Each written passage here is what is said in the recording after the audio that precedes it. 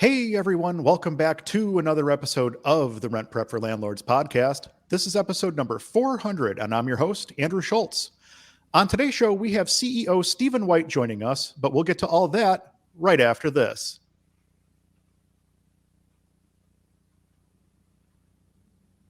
Welcome back to the RentPrep for Landlords podcast. I'm glad to have you all with us here today. And actually, it's an extra special day for a couple reasons.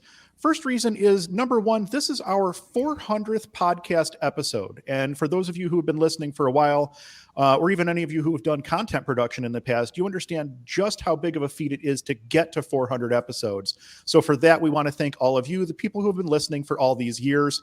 It's because of you that we're still here today and that we're still producing this podcast. The other reason that this is a very special episode is because it's the 400th episode, we have CEO Stephen White with us today. Steve, how are you today? I am doing excellent, Andrew. Thank you. Thank you for being here. I appreciate it. The last time you and I actually had an opportunity to speak on any of this stuff, I think it was the November 2022 AMA session, if I remember correctly. That sounds about right. Yeah. And I just want to say also, I don't know the actual episode count yet, but it's got to be getting close to the point where you may have hosted more episodes than any single host. I'm positive you've hosted more than me. I think I was probably episode 1 through 100 or close to. And it was Eric and I for a while. And it feels like you've been leading the charge for a while. I feel like you may have more episodes hosted racked up than anyone else. So I actually just went to take a look. I'm not quite at 100 episodes yet. I first appeared in episode 318 of the podcast. And then we also had, prior to the podcast, before I started appearing on the podcast, Eric and I had Ask a Property Manager on Facebook. I don't know how many episodes of that we did. I want to say something like 30, 40, 50 episodes of Ask a Property Manager we did before we decided to move on from that project as well. Mm-hmm. And then obviously I carried that on for a little bit under my company's name, under Own Buffalo. But yeah, I'm coming up on 100 podcasts. I started with 318 and we're recording number 400 right now, which is pretty crazy when you think about it.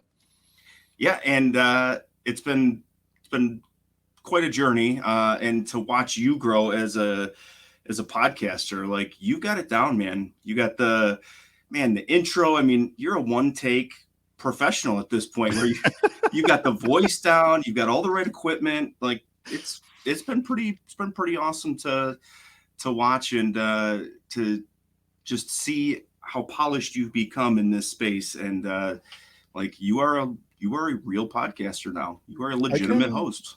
I can appreciate that. I really can. I mean, it's, well, as you know, we just moved into a new office here at Own Buffalo. So when we did that, we've been doing some studio upgrades, looking at getting some new cameras and stuff. But honestly, just having a good studio to work out of and having proper lighting and stuff like that has made all the difference in the world. I think this is the second or third piece of content I've actually done out of this specific space.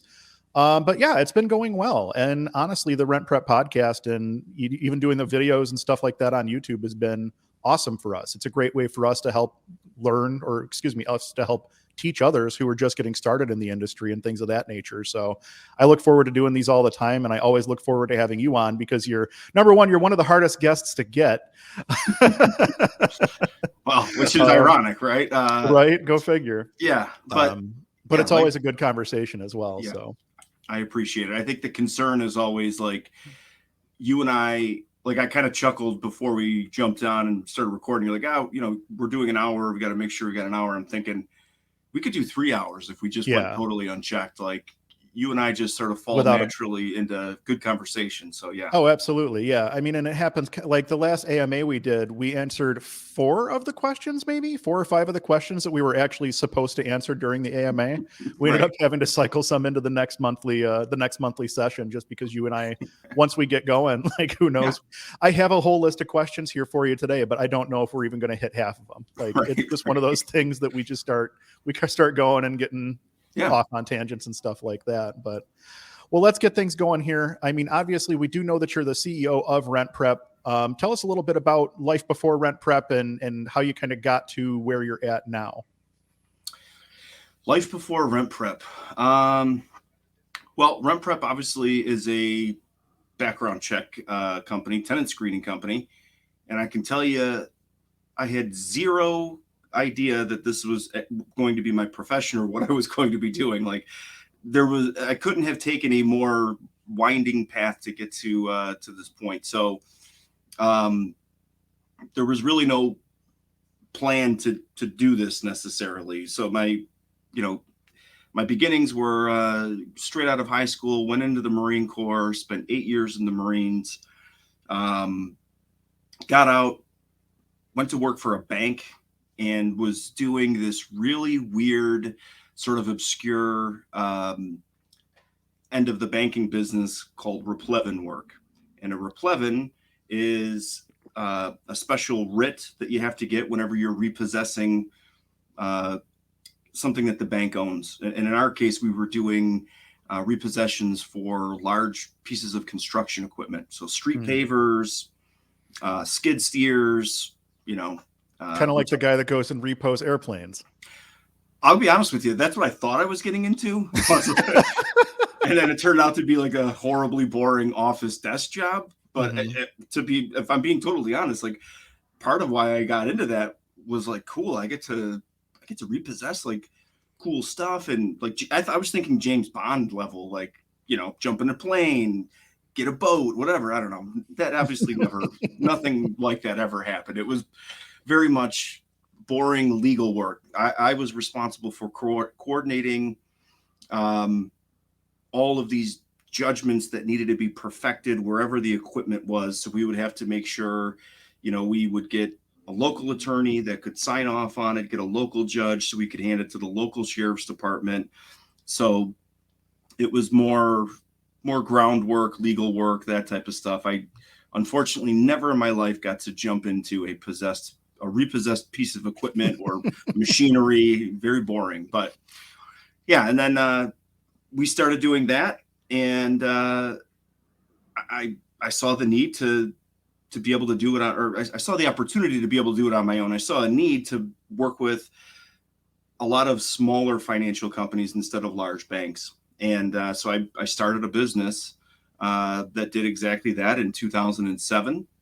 And again, at this point, RentPrep wasn't even a thought or even a possibility. And it wasn't until really the Great Recession kind of killed that business. And we can get into that later, because I think that tees up another question that you had asked me. But yeah, the replevin business basically vanished almost overnight. And it, like any good entrepreneur, pivoted and saw a good opportunity in the space of doing background checks and tenant screening, and kind of got into it from there. So it really was not anything planned. Wasn't anything specific I went to school for. I could have never imagined that this was what I was going to end up doing. Yeah, it's amazing how it kind of winds up that way, because I was actually working before I got into real estate, I was working a dead end job as a bill collector, and I hated it. Like, I think I stayed in that position for 3 or 4 months before I found somebody who was looking for just an admin in their property management offices. And that was all she wrote. I've been in real estate ever since. But I guess that does kind of lead us into the first question, if you will, of the day. Before RentPrep, you did own another semi-related business in the collections industry, which we were kind of just touching on. How did that business kind of get you prepared for the business that you're running now at RentPrep? Yeah, so it was doing replevin work. And in order to stabilize the replevin work, because at the time we were building a business, and it would ebb and flow, and some months we'd be busy, others we wouldn't. And so we kind of backfilled that with doing some third-party collections. So it wasn't like purchasing large portfolios of debt. We would actually work with mostly local clients on helping them recover debts. So it could have been anything from a dentist to a manufacturer or a distributor. And for those who don't know, Buffalo is known as the collection capital of the world, the collection agency capital of the world. So for us, it just made kind of sense. Like, we were in the area. I mean, you could walk outside, throw a stone, and hit a bill collector in Buffalo. Like, it wasn't hard finding employees, finding people to hire. Mm-hmm. And so we were leveraging a lot of the same software across the different business lines. So we would have collections, and then on the Replevin side, we'd use the same skip trace software to locate people, locate equipment, you know, find out what other assets they may have owned, maybe what houses they own, so that we knew where to maybe go look for additional equipment, or on the collection side, know where to call and try to collect on a debt. And it was I'll never forget, it was right after the Great Recession.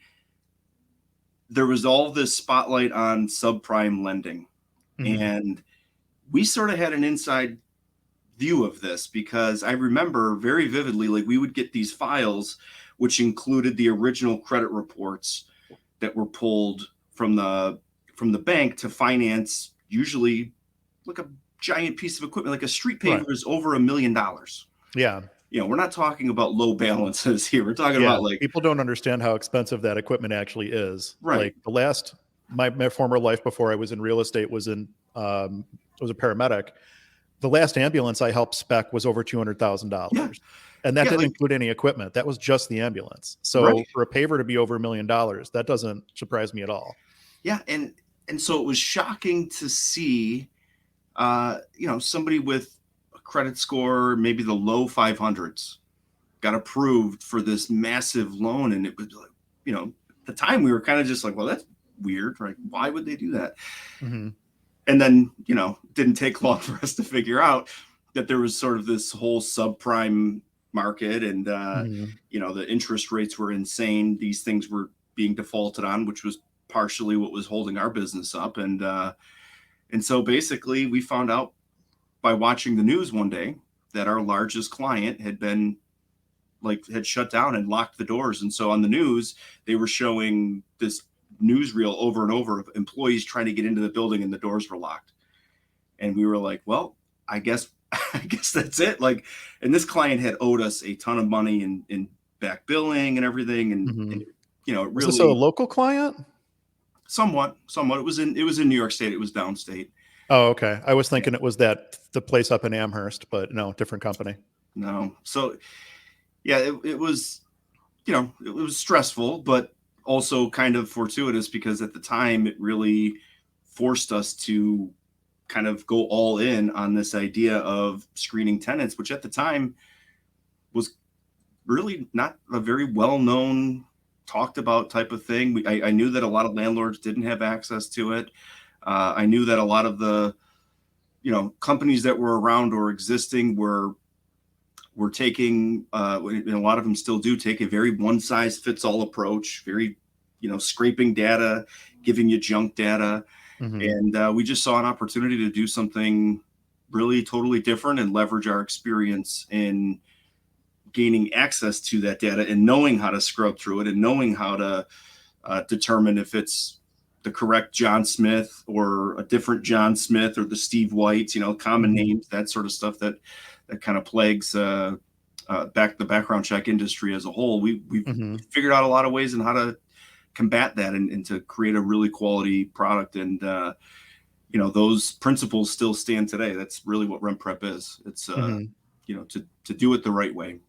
Yeah, that makes sense. I mean, and for those that don't know, I've actually been a RentPrep client even long before I was doing work on the podcast or on the Ask Me Anything sessions or the Ask a Property Manager or anything like that. Steve and I actually met probably close to, let's see, I've been in real estate and property management for 14 years now. So we've probably known each other. It's got to be more than a decade. It's probably closer to 12 years. And we met at a Bigger Pockets meetup. Yep. And I was actually pretty new to the industry at that point. And I think we had just hung our shingle to do property management. And I was looking for a credit and background check solution. And that's actually how you and I headed off, was at a Bigger Pockets meetup. So, yep. I mean, not for nothing, I've been in this business now for 14 years. You've been in this business now for at least that long, at least 12 years, because that's when we met. Yep. What was the real point where you realized, okay, this is something that needs to be pushed. This is something that needs to be developed because there is a need for this service in the market? Well, when we first started, it was we had a client on the Replevin side but they happened to also be sort of a large investor of properties, and they owned a bunch of multifamily. And so RentPrep was really initially built to cater to the large property management companies that managed multiple units, usually in the hundreds or sometimes thousands. And that was really all we were doing for the first couple of years. And it wasn't until I started going to these association meetings, investor association meetings, Bigger Pockets, roundups meetings, where I ended up running into you and hearing firsthand that there were all these landlords, these individual mom, pop, whatever you want to call them, but landlords that clearly needed something and better than what was available at the time. Yeah. And so we thought, well, we really didn't build this service for them, but there seems to be such an obvious need that maybe we can build something. And that's really where the brand RentPrep came from. Initially, it was Fidelis Screening Solutions. Fidelis being from my time in the Marines, Semper Fidelis was the moniker. And so RentPrep was built specifically for landlords, did not have the intention or could have even predicted at the time that would end up being the bulk of the business, the main driver, where all the growth came from. We were just trying to fill a need and didn't expect it to grow at the pace and the size that in the scale that it did.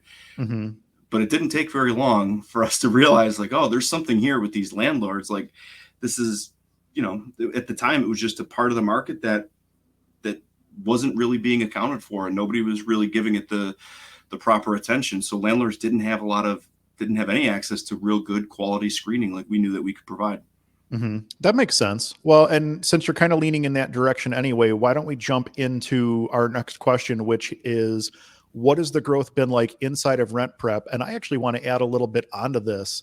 Most people probably don't know about Landlord U. So if you could maybe touch base on Landlord U a little bit, and then talk a little bit more about the growth of RentPrep from wherever you want to pick it up, basically. Yeah. So Landlord U, Landlord University. I'm pretty proud of this failure. I feel like any good entrepreneur should own their failures. Be proud of the scars that you've earned along the way, and because everyone knows, right? Like entrepreneurship doesn't matter how many times you get knocked down; it's how many times you get backed up. So, Landlord University was a failure in every sense. we dumped it really was. We dumped a bunch of money into this idea that we were going to build courses for landlords, and it was going to be to support landlords and support their professional growth, right? Professional development. And so it was like these modular courses they could take. And, I think it was like $9 or $10 per course. And if you took a certain number of courses in a grouping, you'd get like a certificate of completion. We tried to literally tried to build like a good resource to train landlords, because we had found in a lot of cases, landlords were sort of their own worst enemy, right? Like we needed to keep sharp objects away from them. It's still that way, to be honest with you. In a lot of still instances. That way. The industry is plagued, unfortunately. Like I say this a lot, like landlords as a whole have sort of earned the reputation, right? Like it's not baseless always. Right. There's definitely a few bad apples that have ruined the bunch. So we thought, well, this was our opportunity to have an impact on the industry and train landlords on some of the best practices that we saw working. We saw firsthand working with so many different landlords. And so we launched this Landlord University. I dumped a ton of money into it. Branding, all the marketing, building it. It was this whole online platform. And we had two pieces of it that were sort of looked at as the supporting pieces. One was the podcast. The other was a private online community.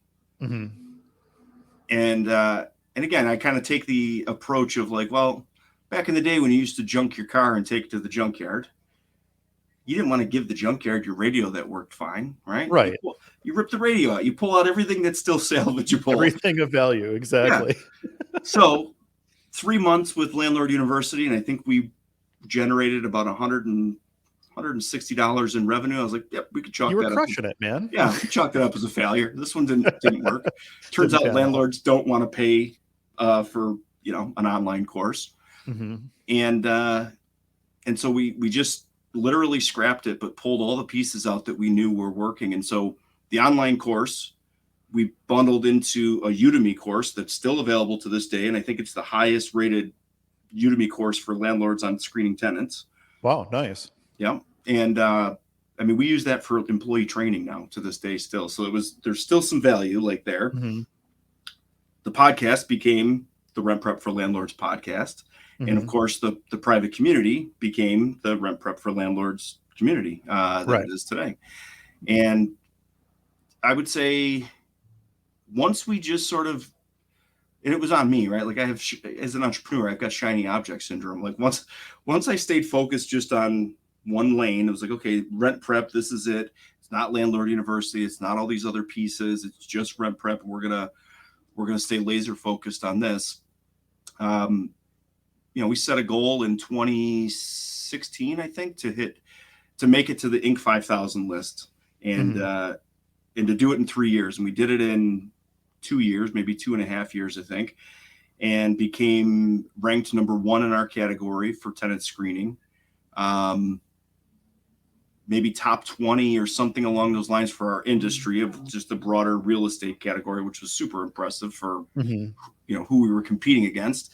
So it was pretty steady growth from that period. Once we decided, throw away all the distractions, let's just get really focused on doing one thing really, really well, and that was just providing best in class screening and not paying as close attention to all these other opportunities to try to monetize this or make money here. It was like, no, we're screening. That's what we do really great. Let's only do that. That makes sense. And then you had mentioned, obviously you guys have had pretty substantial growth, because I can remember one of the first offices, and obviously I'm in your office now pretty frequently. So I know where you guys have come from and where you've gone and things of that nature.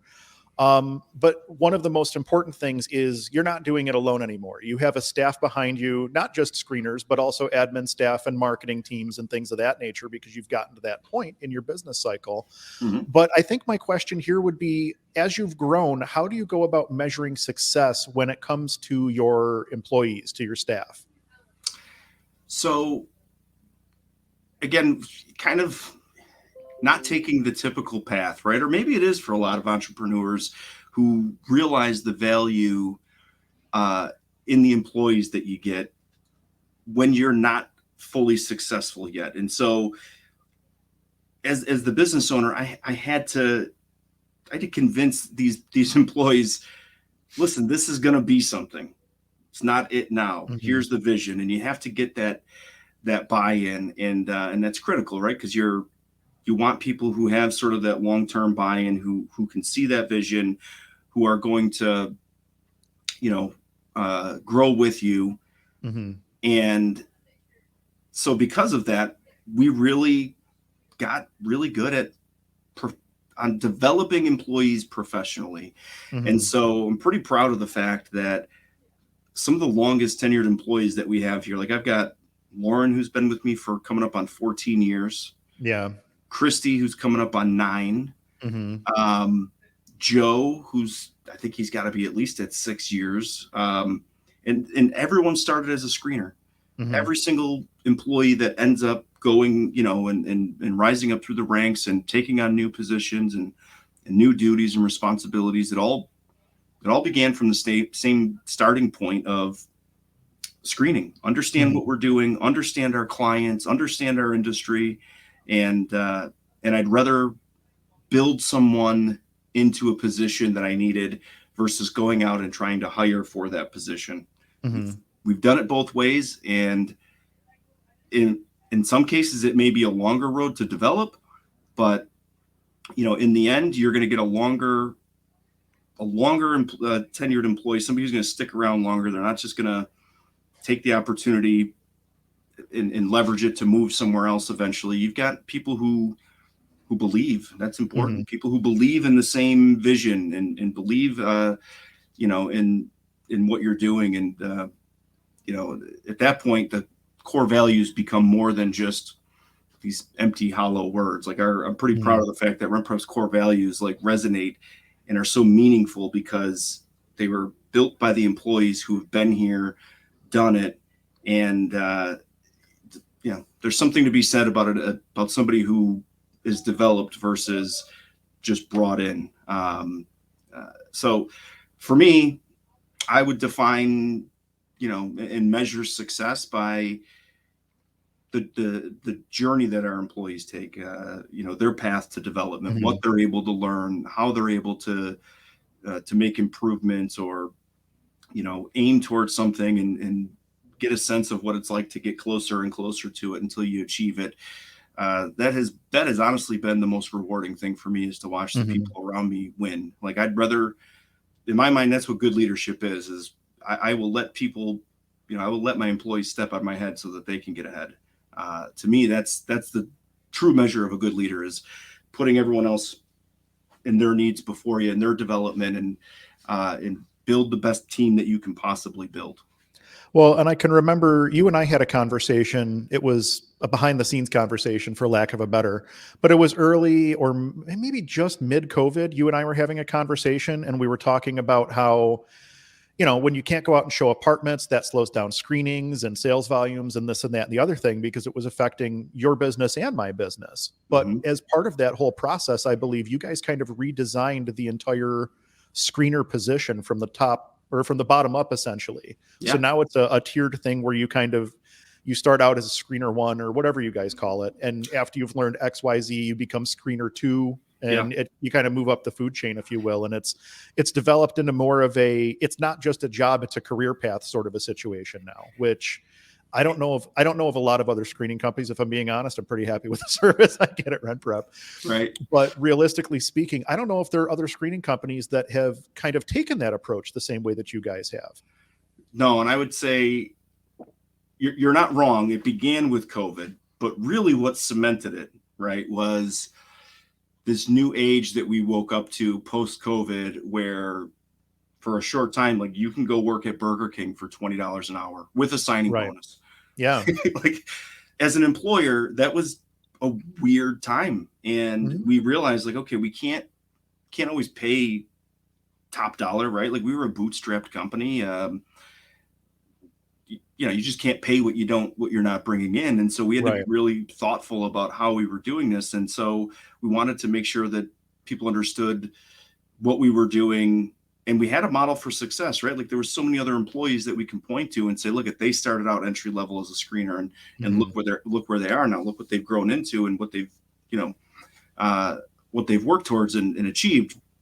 And so we did build this advancement structure that gave a sense of what your path looks like. And then we backed it up with a lot of third-party certifications and training. And man, we threw everything. Like, every screener, this is interesting. I don't even know if you knew this or not, Andrew. So every screener that we hire, within their first 90 days, did you know that they have to read How to Manage Rental Properties by Brandon Turner? Really? I did not know that. Yeah. So our training program, I believe, is like second to none. Like we have thought through everything. And again, it's kind of a mixture of professional development, what you're going to be seeing as a screener, but then also industry expertise. Like we have to know what our landlord clients and property management clients deal with on a daily basis. And what are they going through? Yeah. What better way to know that than step into their shoes? And, and so, yeah, we put a lot of time into creating this training program and advancement structure. So, and to be honest with you, it's very much like the military, not surprisingly, right? Like as I was going through and building this, and we were working with all the screeners on how it should be put together. And at some point I was kind of like, hey guys, I think we're reinventing the wheel. This feels a lot like the military. There's like a rank, Right. structure, and then how do you get there, and you back it up with education. And so I would say we definitely modeled it after that. So it's very much like a ranking structure of, you know, as you, the more time and grades you have, the more time and service you have, the more training that you have, you level up as a screener to different ranks and different abilities. Well, and it's nice because everybody's on the same page. There's a clear-cut definition of what do you need to do to achieve, the next step up or the step. I think you guys have 3 steps, if I remember correctly. So like there's a clear-cut path as to what you need to do and how to get there and things of that nature. And I think that helps staff in a lot of ways to understand, okay, here's the work that I'm doing. Here's why it's relevant. When I move from here to here, this is the work I'll be doing, and here's why it's relevant and things of that nature. But without having that clear-cut path, I think you're right. I think that you get people that they're taking your job because it's at a desk versus at the friolator or whatever the case may be. So like it's creating that career path has actually been huge for your company. And honestly, as a client, I think that it reflects on the quality of the product as well. So obviously your role has changed pretty drastically over the course of the years. You used to be very much owner operator. And now you have some people that are wearing some of the other hats so that you don't necessarily have to. You can kind of step in when things break or when you have an opinion on something, basically. But how did you go about coping with the change in responsibilities as you went from, I have entrepreneur in here, but let's change it to operator, as you went from operator to executive, if you will? Yeah. So letting go is hard, right? And the hardest thing I'm still trying to learn how to do it in my business. Yeah. It's not easy. And what's nice is we've kind of got a philosophy here at RentPrep, which is always be training your replacement. And there's value to that, and not having the mindset that, well, if someone else knows how to do this, then where's my job security, right? Right. Like we want to strengthen the team, build everybody, and then also for practical purposes, have some redundancy. If you're superstitious, you would not love working at RentPrep, because I say crazy things like, hey guys, if I drive off a cliff one morning and there's no more Steve, or if Lauren, falls off the edge of the earth and she's just not here, what do we do? How do we move on? But that's a realistic world that you have to live in when you're running a business. So we've always sort of taken that point of view. And for the past couple of years, I've been sort of training my replacement. And it wasn't always easy to let go, but I'll tell you what is valuable is when the person that you are training and developing gets to the point where they recognize when you're having a hard time letting go. And so Christy, who I've been training as my replacement, is usually the first to tell me, like, hey, Steve, you got to let that go. Or, hey, I'm protecting you from that. Don't get into the weeds on that thing over there or whatever. So, she acts as sort of my guardrails a lot of times to keep me out of jumping into something. She's been with you for how many years? 9 years. Exactly. Yeah. There's a lot of trust that goes into that relationship. Yeah.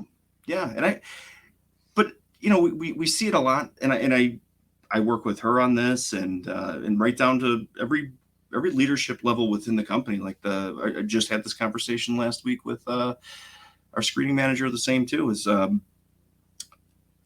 you've got to let people figure it out. There's value in that, right? It reminds me of when I was a coach, coaching hockey, and I remember one season was the first year that we let all these little kids tie their own skates, and my hands appreciated it because my fingers were just destroyed from pulling skate laces. Oh yeah, years prior. And what we learned from that is, all right, are the kids going to do a good job tying their own ice skates? No, it's going to actually be terrible. And like their ankles would be wobbling all over the place. But the rule was, you tie it yourself. You get out there. If you come to the bench and want a coach to tighten it, then we'll do that. But we're not in the locker room tying skates anymore. You guys are too old for that. And by the end of the season, they learned how to tie the skates tight. Like it takes some time, but you got to let them figure it out and learn their own lessons and walk their own path. And I think it's much the same way in learning to let go of certain things. You got to give that person the opportunity to figure it out, fail sometimes, rack up some wins, however you want to look at it. The things that I let go of is creating an opportunity for someone else, usually to learn. And so that mindset usually keeps me away from handling or taking on too much of what I shouldn't be touching. Yeah. Yeah. So I think my role has definitely grown, especially as an executive now, at working for a bigger company, a different company. I literally can't afford to be in the weeds on some things. And so I literally have to trust my team in a lot of things. I think it was in Extreme Ownership by Jocko Willink, where he talks about if your subordinates come to you, we're using the term subordinate because there was a military, basically written by a military book, military commander. He was basically something along the lines of, if your subordinate or your team member comes to you and they have at least 75% of a solution, let them go without correction. Let them go, because they're either A, going to figure out that they don't know what they need and they'll come back to you with questions, or B, they're going to figure it out and they might be able to figure it out in a way that's better or different in a positive way from how you were going to figure it out. And you didn't have to waste the brain energy or the physical energy. You didn't have to exert yourself to get there. You're letting somebody else carry that baton, if you will. I'm almost certain that's where it came from. Well, I'll add to that, which is definitely a military precept. I'll say is a solution that somebody comes up with on their own, they're far more likely to own it, right? Versus if I come up with something and just prescribe it and say, go do this. So, if I've got an employee that has a bad day and they're just following the solution that I prescribed, it's easy to say, like, well, Steve was wrong on this one. He missed the mark. What a dumb idea he came up with, right? But if it's something like, to your point, like if they're even something approximating close to what I believe is going to be a good solution or a way to attack something, 100%, like, yeah, you go do it, because then they own it. They go home that night, if they don't have a great day, thinking, man, how do I, today just wasn't it, but how do I make tomorrow better? How do I get this thing closer to working, versus being able to just plop the blame onto me or someone else? They take a little bit of ownership of that, and that will, push them to want to make it work, to follow, whatever it is that they're doing, versus just following orders and being told what to do. That makes sense. There's a difference between following a checklist and following your thought process. And it does. It helps develop people when they actually have to put some thought into a project to get it from start to finish. There's a certain level of buy-in there, like you had said, that I think really is critical for employees, especially when they're working to develop themselves and things of that nature. Hopefully we didn't cover this already, but what would be the one lesson that you've picked up throughout your career? What is one lesson that your career has taught you that you think everybody should learn at some point in your life? And this isn't limited to just your time at RentPrep. I mean, this could be RentPrep, your time at Fidelis before that. I know you've had a couple of other enterprises outside of that. You were in the military, so you've got a lot of experiences to draw from here. What would you say is probably the one lesson that you've picked up that you think everybody should pick up, entrepreneur or not, just something that people really need to have in the back of their mind as they move forward? I got a great one. So as a kid, my dad used to clean chimneys on the side. He worked at Fisher Price. Everyone knows Fisher Price. And if you're in Buffalo, you know that Fisher Price is headquartered, in a suburb close to Buffalo. And a lot of people, from the area work there. But, it's a huge toy company. And my dad, just to make extra money on the weekends, very seasonal, he would go out and clean chimneys, like throw all the equipment in the back of his truck with a cap on the back. There wasn't any signage. It wasn't anything super official. It was just kind of a side hustle that he was doing. And, that was basically my job from, 10 years old until the day I left for the Marine Corps. Like that was just something I always did with him. And he taught me how to do it. At a very young age, I remember there's a part in a chimney when you're looking in a fireplace and you're looking up the chimney to see if it's dirty. There's a smoke shelf back there. And that smoke shelf is impossible to see unless you literally climb inside of a chimney, put a mirror around it. In most cases, like you can't see it with your naked eye. You've got to, you've got to have equipment to look at this. And I remember my dad used to tell me, hey, listen, clean the top of that smoke shelf. And it was a pain, get around it. And he used to tell me, the person that were cleaning this house, they used to clean chimneys. They'll know if you didn't clean that smoke shelf properly. I think after a while I caught on, like, there can't be this many people who do this, and clean chimneys. Like, I get what he was doing, right? He wanted there to be an accountability of like, hey, have good attention to detail. Do it because you know that somebody might look, and you never want to be caught in a position where you didn't do the right thing. And then I got into the Marine Corps, and that same lesson popped up again. We used to go through these inspections, and Marines wear a brass belt, and you got to clean it with Brasso. And one of the first things they teach you is to flip the belt over and clean the back of it. Well, nobody sees the back of it. Like, it was time spent polishing something that nobody will ever see. And that's the whole point of attention to detail, that if it's worth doing, do it right. You don't know, maybe, who knows, in the weird odd chance that somebody wanted to see the back of the belt, if I'm going through an inspection, man, am I going to be confident going, go ahead, take a look. That thing is polished as good as the front. Same thing with cleaning chimneys. Like, take a look at my work. I did it right. And I think that same mindset has always been with me, and I've carried that through, of like having good attention to detail, doing something the right way, because that's how you do it, that there's a right way to do it. So, sometimes it's a longer road, not taking any shortcuts, but it's definitely the right road. And I would say that's been my biggest lesson learned is there really are no shortcuts. There's, you're lucky if somebody doesn't look at the back of the belt buckle to see if it's polished, but you ought to spend time polishing it anyway, just in case, Makes sense. It really does. I want to switch over to some more general industry questions, but before that, I had one more question about your time in the Marines.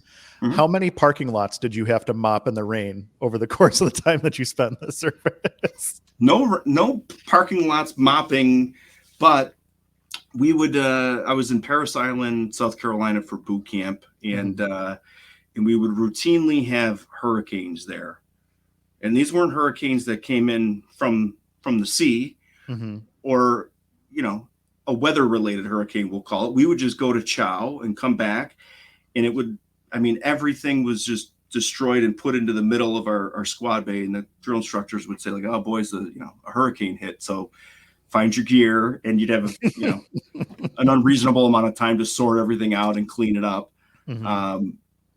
But I have heard the stories of mopping in the rain. Like, there's a point to all of those things, right? Like, to teach you, and at the very least, like, sometimes it's just to teach you patience, like control. Of course it's, it's fool's errands. It's crazy work. Sometimes you just do it, just get through it, and be patient and do what you're told. And, I think that's the point of a lot of those type of ridiculous exercises that you hear people having to do is, just teaches you to be a little bit more resilient and get through stuff. So it's tough to shake me, because I have seen some of the most ridiculous things and have participated in some of the most ridiculous things that, it conditioned me to have the patience to get through something sometimes, like an audit, or, going through pages and pages of spreadsheets. That feels like torture sometimes to me. Oh, absolutely.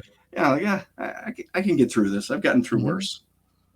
No, that makes sense. Well, and the term hurry up and wait is very much from the military in some capacity. I don't know what branch coined it or whatever, but more, it's very much an exercise in, it's exactly what it sounds like, be there 5 minutes early and then expect to stand around and wait for 15 or 20 minutes past whatever time something is supposed to start. Don't ever expect all of the equipment and all of the people and all of the knowledge to be in the same place at the same time, stuff like that. So. Right. All right, switching over to some more just general industry questions. What is something that you think is going to blindside landlords in the next 12 months? Or what is something that you see new investors or business owners get blindsided by all the time that you think could be avoided? Well, I'm not sure how much you can avoid it because it's an uncomfortable reality that our industry is constantly changing through regulations, legislation at a pace that I've never seen in my experience doing this for a very long time. Mm-hmm. And maybe it was, maybe they're using the push of COVID, right? Like we've seen a lot of stuff happen post COVID, but I think that states are making it very, very difficult for landlords to navigate a very highly regulated and compliant world Right. of landlording, whether it's fair housing, fair credit, whatever category you want to throw it into, there are constant changes being made. And New York State's a good example, right? Like you can't look at eviction records. You make it more and more difficult to access certain records. So there's things that are constantly changing that feels like it's tying at least a hand behind the landlord's back, sometimes two. Mm-hmm. So I think what's going to blindside landlords over the next 12 months is just a constant flow of change. Mm-hmm. And it's likely not going to stop. I'm plugged into the industry pretty tight. I can see where the Banking and Housing Committee, the topics they're touching on, who they're pulling into their sessions, where eventually that's likely going to lead, which is just feed more and more change. And unfortunately, our industry doesn't seem to understand that, for landlords providing 80-90% of the market, right? Who's renting right out to tenants. It is tough. It is tough to be in that position and not in the industry, right? So I think that guys like you, Andrew, who have a property management company, especially who cater to landlords like me, who are very mom pop. I have my own professional life. It just so happens to be that I'm in this industry, but right. I could be anything. I could be an accountant. I could be an attorney. I could, whatever it is my profession is. I'm not a professional property manager. And so I think that there's landlords are going to need to lean more heavily on the professional side of things to stay plugged in, keep themselves away from, dangerous areas of regulation where they may not even realize what they're doing is wrong.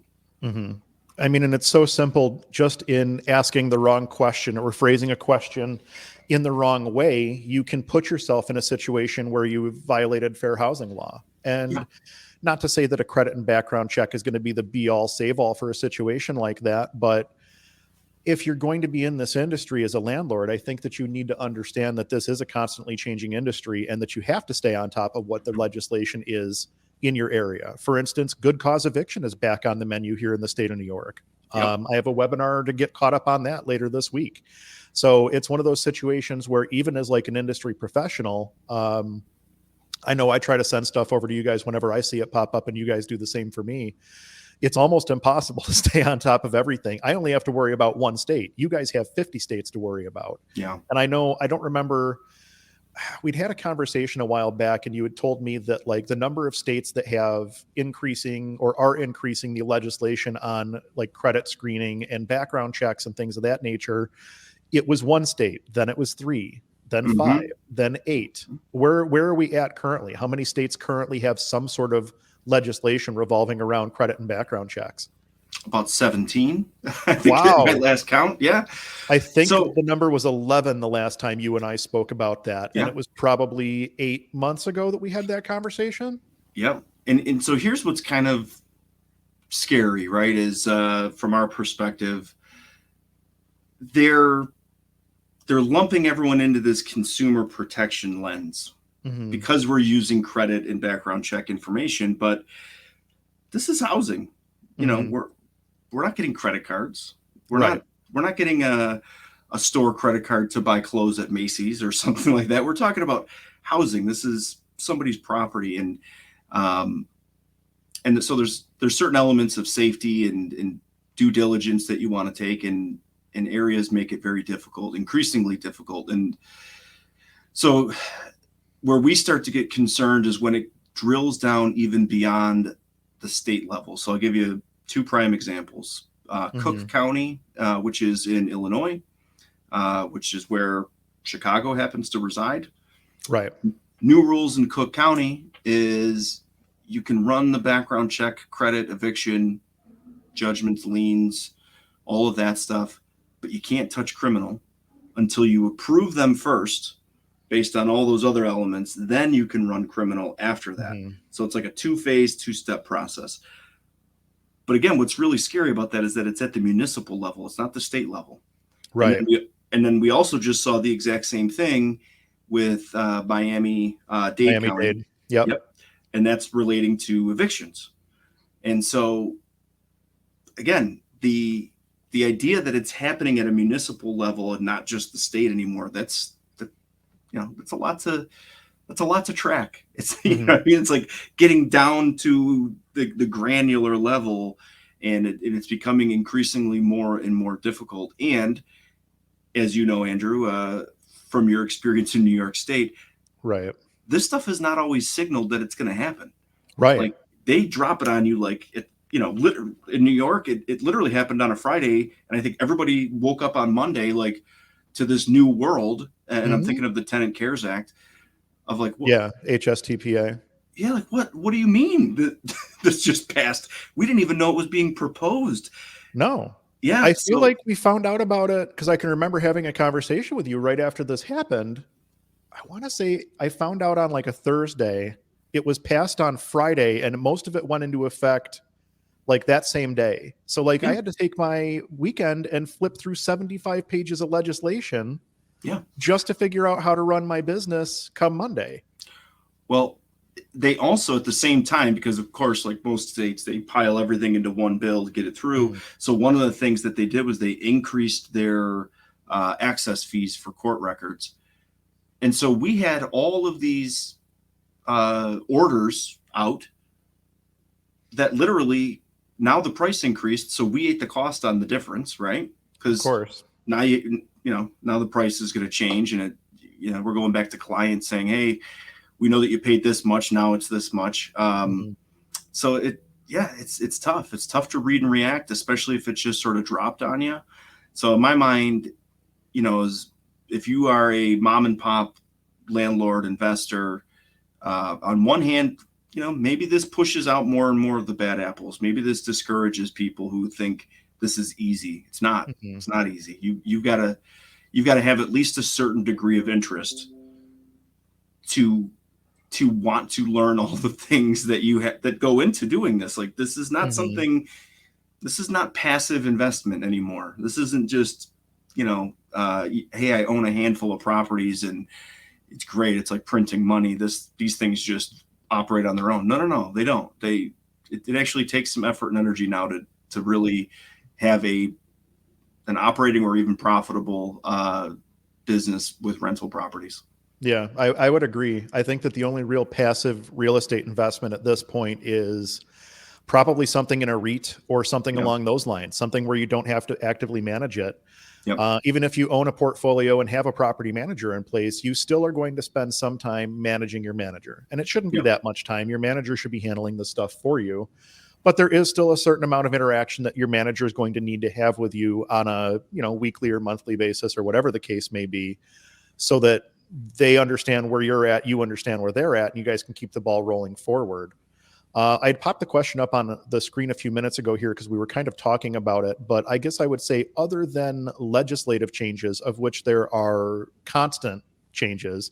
I mean, just right now, we currently have Tenant Bill of Rights that's been published by the White House that we need to look into. Mm-hmm. I just mentioned New York is talking about good cause eviction.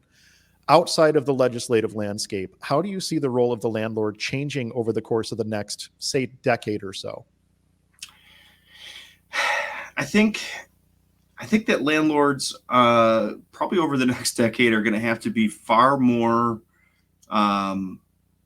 responsive, and they're going to be held accountable in ways that they have never been before, and partially due to social media and people love something to be outraged about, right? Like we see this a lot of times. I see it on Reddit. It drives me crazy. Oh yeah. We're landlords are constantly fighting a bad image. And we talked about this through COVID. Like nobody, everybody wanted to paint the tenants out to be the victims through COVID, right? They're not able to pay their rent and this and that, even though all the rights were going towards them, the eviction moratorium and that sort of stuff. Landlords are never looked at as a victim, even though they've got multiple mortgages, including their own, kids to put through school. Like, not every landlord is just rolling in the dough and financially successful to the degree that they don't have to worry about collecting rent. Like, the perception is just off. And it's something that landlords are constantly combating. And even when you're right, you're wrong, when it comes to that. So it's a difficult position to be in. So I think the role of the landlord over the next decade is going to be, I don't want to say white glove. I don't want to say concierge, but certainly more responsive, certainly more, taking on more responsibility to communicate. And again, like we know a lot of landlords just don't do that well. And typically landlords kind of fall into different categories, right? Like they might be great at handyman stuff, but they're terrible at communication. Or they're great at communication, but they're terrible at the handyman stuff. Right. Very, very rarely do you find like sort of this whole landlord that does it all. They're out there, but not everybody falls into that. I think landlords need to be aware of where their blind sides are, what they're great at, what they're not great at, fill in the gaps. And so over the next decade, I think landlords are going to need, out of necessity, to have a really good grip on what they're good at, what they're not. And if they're not good at the softer side of landlording, communicating, taking care of somebody's needs, making like maybe even above and beyond of what we consider to be, making something habitable for somebody, you're going to have a giant target on your back as a landlord. So I think that's going to be the struggle over the next decade, is to not get canceled as a landlord. I think, well, it's funny you say that, because I think that the landlords that are going to have the hardest time are going to be the landlords that are operating Class C properties, for lack of a better term. They tend to have a little bit more challenging tenant to manage and things of that nature. The needs tend to be a little bit higher, but the income is a little bit lower. So being able to budget between, okay, this is what the tenant's needs are, this is what my needs are as the property owner, and this is what the bank's needs are as the person holding the mortgage on a monthly basis, I think that entire process is going to become a lot more difficult over the course of time here. I agree. And I think I've seen a lot of landlords wake up to the reality that poverty is a mindset. Being broke is a circumstance, right? There's a difference between those two things. If you don't have money in the moment, something is usually driving you, or you're figuring out ways to make it work. You're taking care of your stuff. And then on the other side of it, you've got, again, just a direct connection between, like you had mentioned, Class C, or not being able to pay for your stuff, but then also a lot of those folks are not treating the property like it's their own. They're not taking care of it in that way. They don't, there seems to be a real lack of respect. And I don't think it's generational. I mean, this has been going on for a while. Right.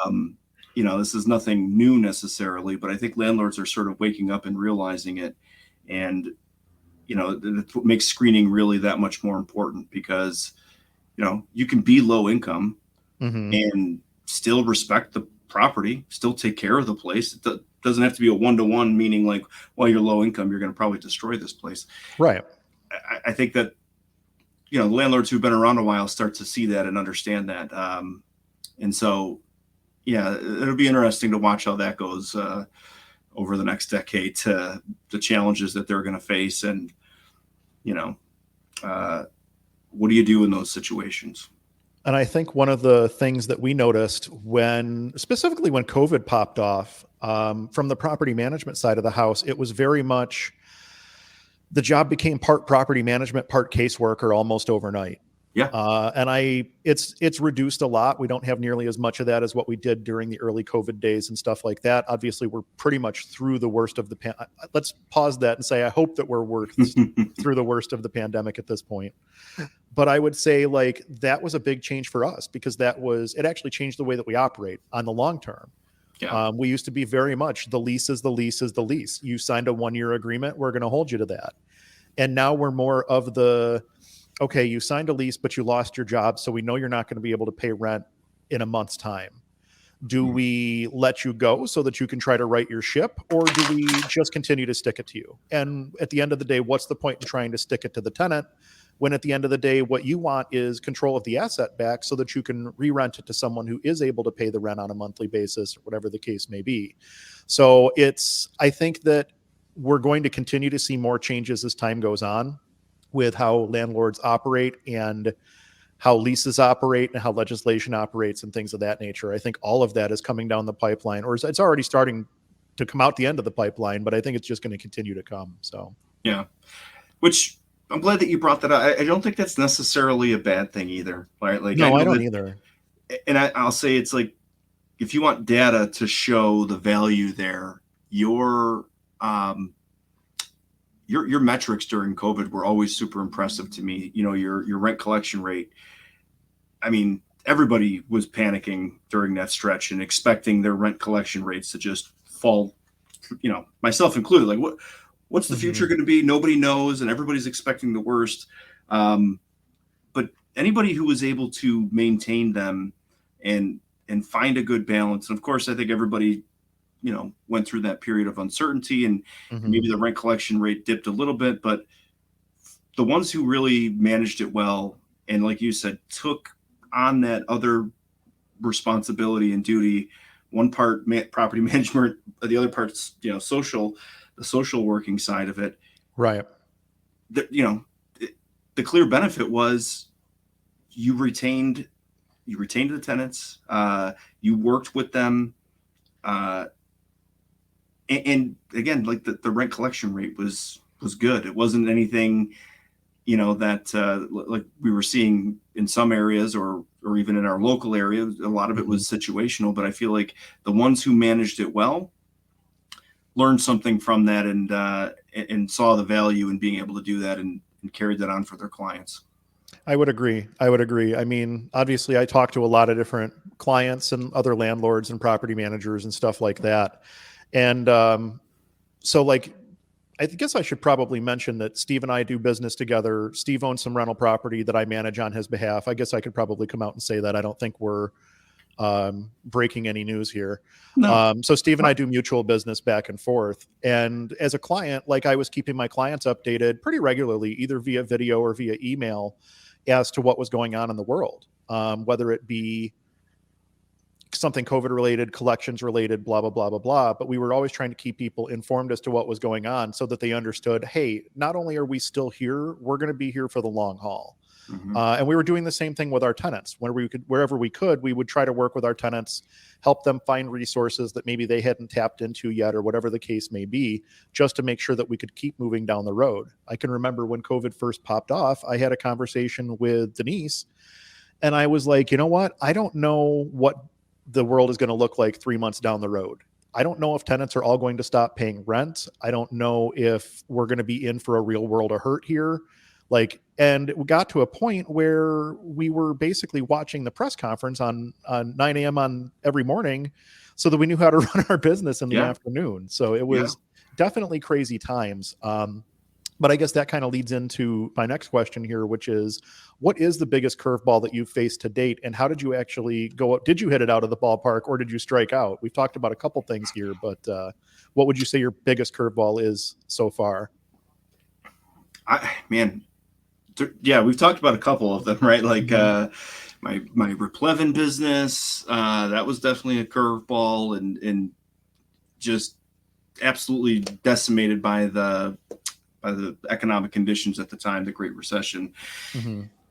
I'll go with COVID though. I mean, COVID was crazy. Aside from the fears in our industry of like, what's the future? Are people going to pay their rent? Is there going to be some Mm-hmm.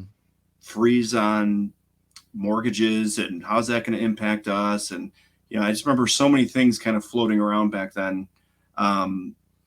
But as a business owner, one of the hardest things to do was maintain business operations, go remote in a business that was never intended to go remote. Like, if you think about the Right. concept, like our industry is so highly regulated, and Andrew knows, who's been in our office, like, we've got a facial recognition security layer system Mm-hmm. that logs everything. Like, we're in a secure environment. You cannot just wander in here and accidentally look at somebody's screen. Like, Yeah, like with the stroke of a few fingertips, if you knew what you were doing, you could walk in and pull a credit, pull a background, start yeah, skip tracing someone. yeah, Like, yeah, it's a secured facility. Like, yeah, I don't even walk in. Like, I have to be buzzed into the building.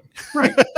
Yeah, like, It's a yeah, secure facility. Like, that's yeah, a big deal because you guys are dealing with so much personal. I don't know what you guys call it. I would just consider it personal confidential data. But yeah, personal identifying information. Like, we've got all the pieces to the puzzle to do some pretty nefarious things if they got into the wrong hands, right? Like, we've got people's credit information and banking and financial information, everything. We got the whole kit and caboodle, as they would say. But our industry was never intended to be remote mm-hmm. because of all of these security measures. So, we had days to react, Mm-hmm. to going remote with COVID, and so that was quite a curve.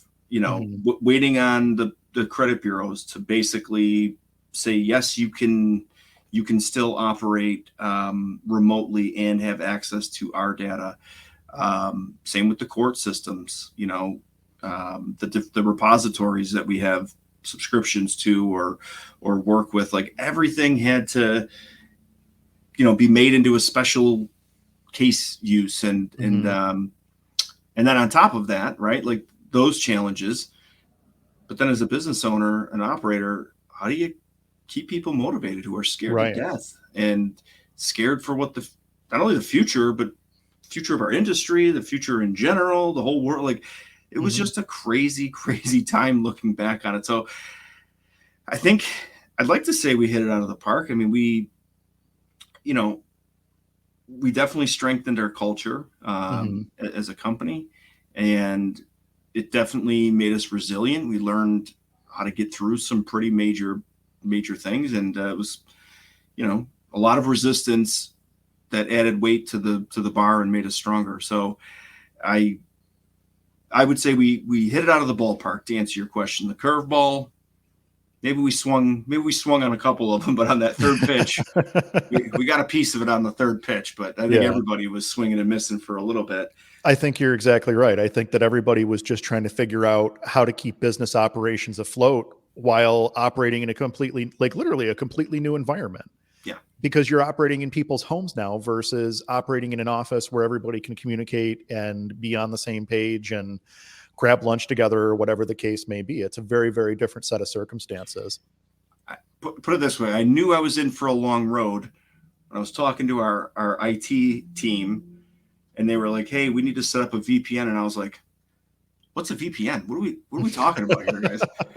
And I was like, "Oh no, this is going to be a whole new world that I had no knowledge even existed." And we all sort of became experts in things you didn't think you'd be an expert in, right? So, I had no interest in any of that stuff, and it was forced on me.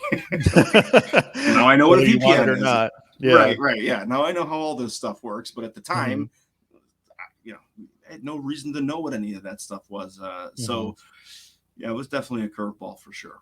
No, absolutely. Well, and again, we talked earlier about the change in responsibilities as the company grew. Like, if you were still a 1 or 2 man operation, most of those conversations would never even have had to have been a thing, because you could have figured out a way to make it work in office. But given the number of staff and the size of the operation, now the situation is completely different. So I think that, it goes with growth and everything else. It's all just part of the same ball of wax, if you will. Yeah. If you were to leave RentPrep altogether and start another business tomorrow, not in real estate, not in credit, not in finance, what would you do? I got 2 answers. One is going to seem ridiculous, but it's because I just got back from Miami. And I don't know if you've been to Miami recently. I don't know if I've ever been to Miami. It is like a different planet down there. There's very few places in the world that don't compare to anything. It's like its own metaverse, right? Like it's Miami. It's like its thing within a thing. And I remember talking to somebody and was like, what does everyone do down here? It seems crazy. And I think the answer was like, I think everybody's just an influencer down in Miami. It's what it felt like. I was like, what a weird, strange world. So as much as everyone's going to hate this answer, if I had to, what would I do? Start another business? I would be an influencer. I don't know what, maybe behind the scenes of it. The idea of that world, I hate it, which tells me like I need to learn more about it. And right. maybe there's something there. And then the other one, again, probably not the popular answer. I think about this all the time, like the simplicity of something obviously basic and simple, like an ice cream stand. I was just going to say a hot dog cart. A hot dog cart. Yeah. Like, I don't know, being in this industry and it's so competitive and compliance driven, and, it's just sometimes it can be exhausting, no question. So there is something like, I think back to my days as a dishwasher, man, how satisfying that was. You start with a pile of dirty plates, you finish with clean, you see the fruits of your labor. There's a sense of accomplishment. You knew exactly what you did and what the value is. So there is part of me that just wants to go simple, make it simple, make it easy. I probably wouldn't be worried about,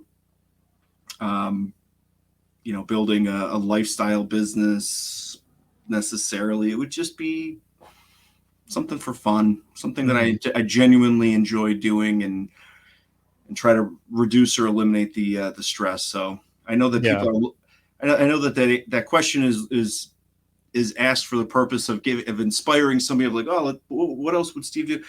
Listen, I got a lot of different ideas and tech driven and apps and stuff like that. Am I going to do it? No. I've put about everything into RentPrep, all of me. I don't know how much is going to be left at the end of it. Nah, give me an ice cream stand. I'll take a hot dog stand. I'll, just easy, simple, keep it simple. I get it though. Like there's being a small business owner myself, I understand that at the end of the day, it's not the end of the day. At the end of the day, you go home and worry about what happened at the office today and what's going to happen tomorrow and what do those projected numbers look like. And don't forget to talk to the accountant and this and that and the other thing. And it stays on your mind until you eventually pass out. Yes. And there is something to be said for the popsicle stand, the ice cream stand, the hot dog cart.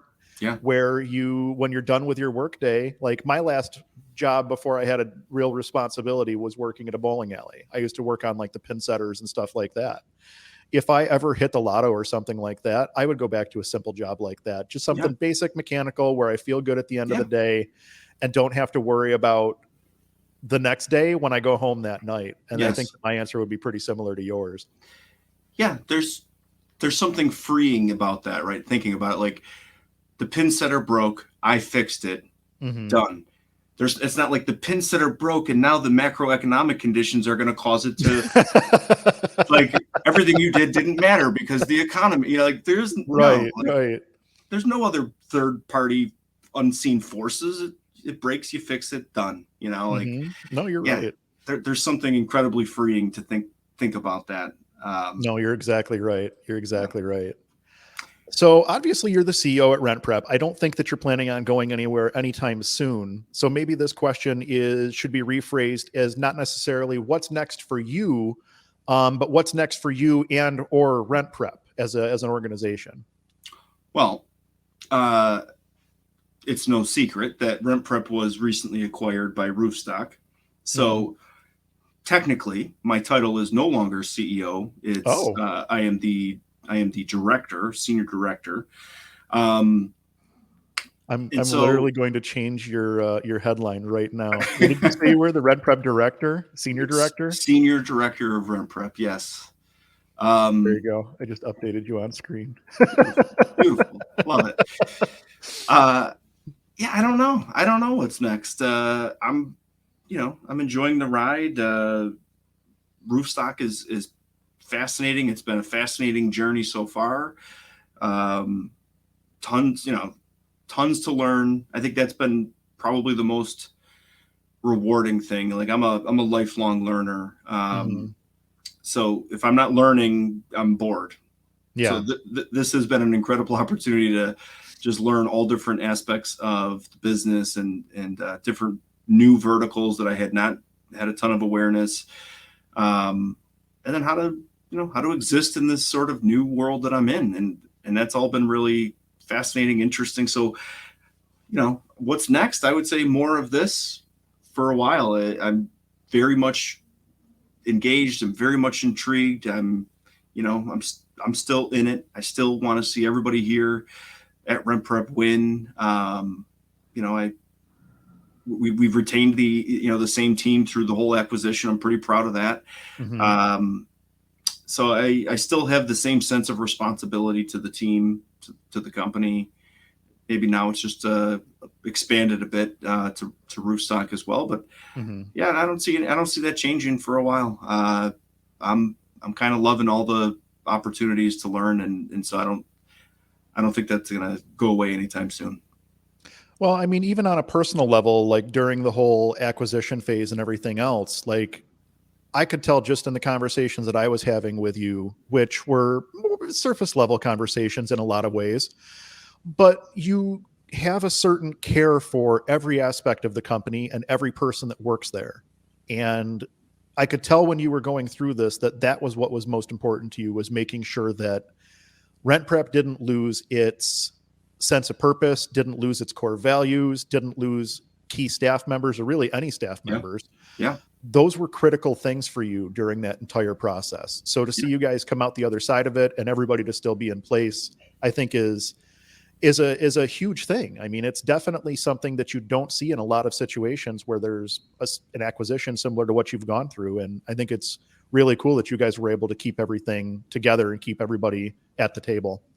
I appreciate that. Yeah, it is my purpose. It sounds, I sound like a hippie, I'm sure, but there is sort of I've done a lot at this point, right? Like I've hit levels of success personally through the business. I've checked a lot of boxes, and at some point realized my purpose is to be in service of others, and in that case, it's the team that I've got around me, and it seems the more that I'm willing to sacrifice to help them win, to get them ahead, to push them further, and worry less about myself, everything seems to fall into place where it should be. So, I don't know how it works. The universe seems to have a perfect accounting system, even though we don't always,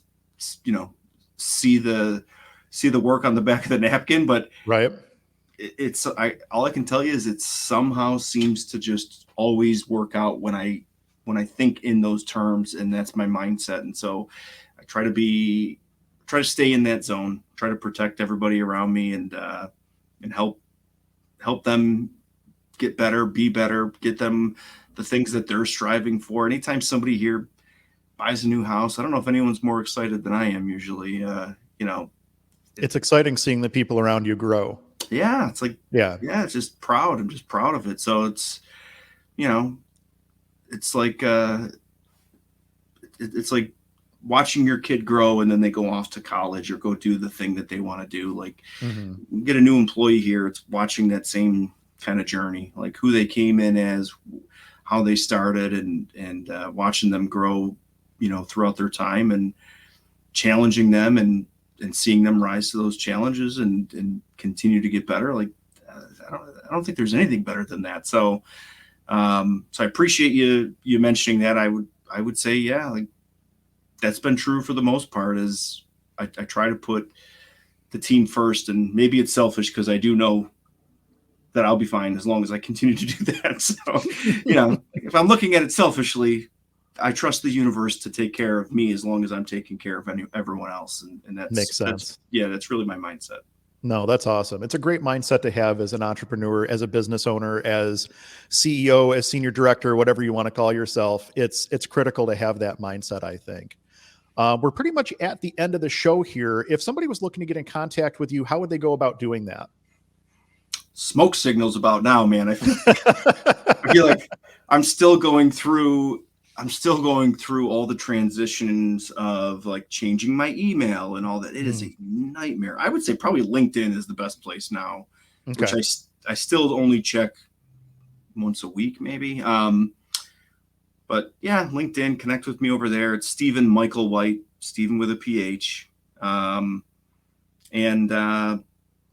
yeah, probably the RentPrep community, moderators, all have the ability to ping me, get in touch with me quick if somebody needs something. But yeah, probably LinkedIn, RentPrep community. Other than that, yeah, everything is changing so fast here. There's a good chance if I gave an email address, it'd be different. It would be wrong by the time it publishes. Yeah, exactly. Gotta love it. Yeah. Very cool. Steve, thank you so much for joining me today. I really appreciate it. Every time you and I get a chance to sit down and talk, it's always fun. This was targeted for an hour-long episode. My recording clock says we're at just over an hour and 20 minutes. So that's not bad for us. We actually got through the bulk of the questions, and it only took us 20 minutes longer than what it was supposed to. So that's a pretty good episode as far as I'm concerned. Sounds about right. But yeah, then listen, I said it in the beginning, I'll say it again. I can't say enough how happy I am that you're doing this, that you're hosting the podcast, that you're involved in RentPrep to the degree that you are, in the community. And anybody who's listening, I highly, if you're not already a member of the RentPrep community on Facebook, I definitely recommend that. See Andrew's videos in there and a lot of his content, and he's active in there. It's a great way to connect with him. But just the level of expertise that you bring to RentPrep, and the voice that you add is something that we didn't have. And so I appreciate that. I appreciate everything that you've given to RentPrep, for everyone, for the landlords out there. I see it the same way, man. Very selfless. You're doing it for the industry. You're doing it for the people, and you can tell you're putting out good stuff. I appreciate that. We don't get a whole lot of compliments over here on the podcast team, so it's good to hear stuff like that. I'm going to go ahead and wrap things up here. Stick with me for just a second. I am going to pull you off screen so I can do the outro.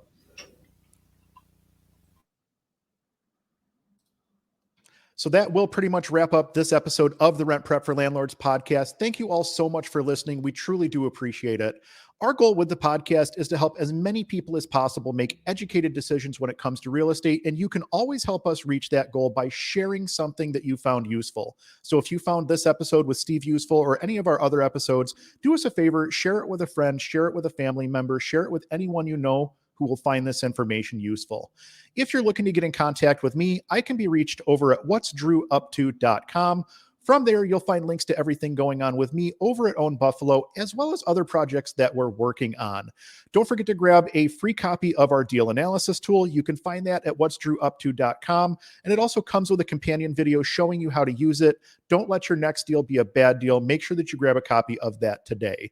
If you're looking for top-tier tenant screening services, head on over to rentprep.com.